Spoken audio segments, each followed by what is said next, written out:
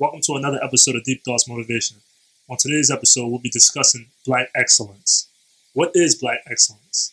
Black excellence isn't defined on how much money you have, or all the accessories and things that we have, or things we have accomplished in life. Black excellence is Barack Obama being the first African American president, or investor Robert Smith, the richest black man in the country. Black excellence is a black man who changed his life from being a felon to now working a regular 9 to 5 to provide for his family. Black excellence is turning over a new leaf.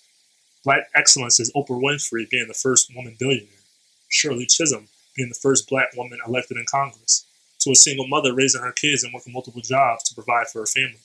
Black excellence has so much more than what we see than what we do. Black excellence isn't defined only when we succeed. It's more than a phrase, it's a lifestyle. It's something we must carry every day that we wake up. Growing up in America, in a neighborhood as a young black man, we were around so much violence and drugs, and it had become so much of a norm to us that we were told the only way we can succeed is by playing sports or being in the streets. What's sad is that we actually believed that. We thought that was the only way out. We thought that was the only way to be included in society. As a fellow black person, a boy at that, growing up and being around the society, we were either looked at as a sports player or a street person. That's how we get judged. When you see someone of our color, we must change the way we see things. We must change the narrative, not only society but ourselves. We can't let others allow others to look at us a certain way, and then we allow that image of us to be who we are. Black excellence, we have so much more to offer. No one ever told the poor that they could be rich. Instead, we degrade them for being poor, for being poor, and treat them as less than human. No one told the inner city kitty growing up in the hood that he could be the next president. Instead of making them feel like sports or being a gangster is the only way out.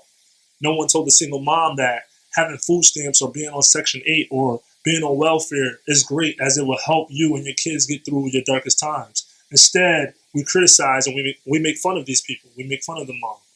In order for us to preach Black excellence, we must stand together. Black excellence isn't disregarding other race, but it's more about uplifting and embracing our background. For us, we always feel like we have so much to prove, and we're constantly in competition with one another. Why can't two black businesses support one another? Why can't we be proud when another person finds success? Our peers are fighting battles deep inside, and we're all afraid to open up because instead of us helping each other, we try to tear each other down. We use the information we receive about others, and we try to manipulate that person. Everyone's afraid to say that they have problems going on because the person you tell, they laugh at you, and instead of being a resource to help you, they use it against you. For me personally, I remember when I went to college, it was a huge step in stone. And at the time I felt unwanted and alone. I remember being a freshman at 17, coming from a city where I grew up in a Connecticut, and then going to a city that I never knew existed. I remember going to my first class, and there was 28 students in there, and I was the only black kid. And then what made matters worse is that we all had to do introductions. We had to describe who we were, where we were from. And I felt so out of place. Like I felt like I didn't belong. I felt uncomfortable. I felt alone. And I realized it wasn't the people, it was my insecurity. I was so insecure with myself that I felt that everyone was judging me. Why do I feel like I don't belong in this room? What makes these people different than me? And the problem is that we all look at ourselves for low value and expect people to look at us for as high value. We already diminish ourselves, and then we get upset for someone else to do it. I had to stop looking at myself like the boy in the hood in the class clown in high school, the boy that was causing trouble. I had to stop thinking like that. And then that's when I realized who I was. I had to put myself on that pedestal and realize that I belong here. You must value who you are. You have to honor yourself and treat yourself with respect. You can't look at yourself as what you were in the past. You can't do that. That's where you have those insecurities and they come in. I remember when Stephon Marbury, who's an NBA basketball player, he made sneakers for the less fortunate, and it was affordable price at $15.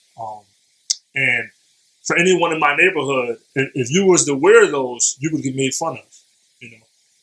But what puzzled me is, how can we criticize this guy and diminish this guy's character for selling shoes at a cheap price to help people, but then we go spend $220 on Jordans or Alexander McQueen, $1,000 shoes, and we give glory to these people? Here you are, you have someone that's, trying to help, and this is what Black excellence is. It's about uplifting each other. This guy made shoes affordable for those that weren't able to get, those high price shoes. And instead of, applauding that person, we made fun of him for making those shoes. And then, where we have another guy who's, makes $220 a pair of shoes, and we give glory to those guys. It's about treating everybody equal. No one's different, I feel like. And that's where the problem is, coming into a time where we must appreciate who we are and what we stand for. Black excellence is appreciating your color, having strong characteristics and abilities, and making yourself proud in others. Understand how powerful we are. We now have a voice. We now have a platform to uplift one another on another platform, to share our voice and to fight for change. Unfortunately, back then, there wasn't many opportunities for our people to use their voice. It was a time that your voice was looked at as a weapon.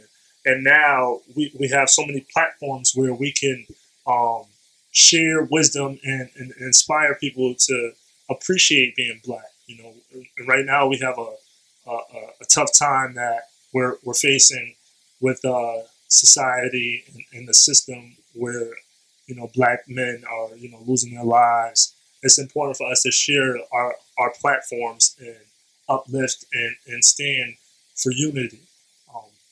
We're losing many people for many reasons. We're fighting an uphill battle, constantly with the law, with society, with the same people of our color, and most importantly, with ourselves.